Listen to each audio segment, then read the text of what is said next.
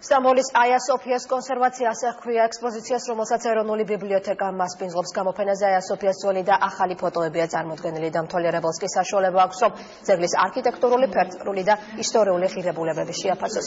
გამოფენასთან ერთად აია სოფიას ტაძრის რესტავრაციის უშუალო მონაწილემ და ხელმძღვანელმა პროფესორმა ზეინებ ახუნბეიმ სპეციალისტებისთვის სემინარი მოაწყო.